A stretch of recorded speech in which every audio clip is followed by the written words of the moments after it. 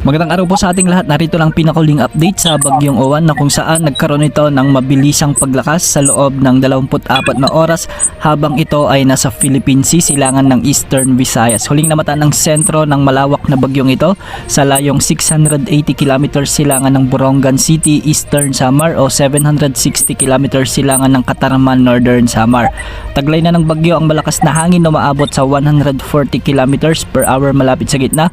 Isa na itong typhoon category na kung saan taglay ang pagbugsong umaabot sa 170 km per hour. Kumikilos ito ng pakanluran na medyo mabilis sa 35 km per hour at kung mapapansin natin ay patuloy na lumalawak ang kaulapan o sirkulasyon ng bagyong ito at meron itong sukat na maabot sa 780 km mula sa gitna. Nakataas na rin ang tropical cyclone wind signal number 2 sa buong Catanduanes sa eastern portion ng Camarines Sur, sa may Albay, Sorsogon at Ticao Island. Sa Visayas, signal number 2 din sa Northern Samar, ang northern portion ng Samar Province at ang northern portion ng Eastern Samar. Samantala, signal number 1 naman ang nakataas sa nalalabing bahagi ng Luzon. Signal number 1 din sa northern part ng Panay Island, northern portion ng Negros Island Region, northern portion ng Cebu Province, northern portion ng Bohol, sa nalalabing bahagi ng Eastern Visayas at signal number 1 din sa may Surigao del Norte kasama na ang Dinagat Islands at Bukas Grande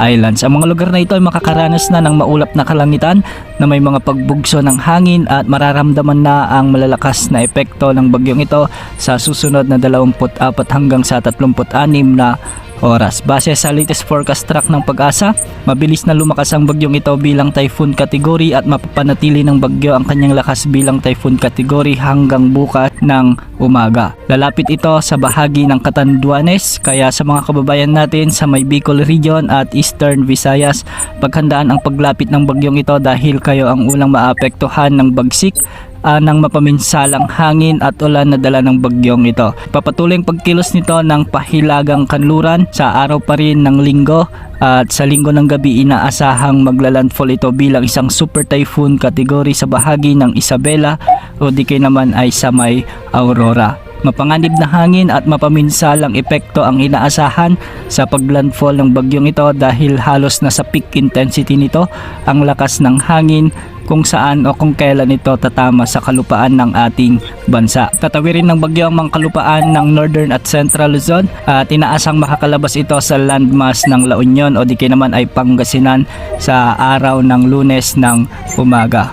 Bahagyang babagal ang pagkilos ng bagyong ito habang nakatawid o habang ito ay nasa West Philippine Sea at magkakaroon ito ng north-northwest na pagkilos. Ibig sabihin nito parang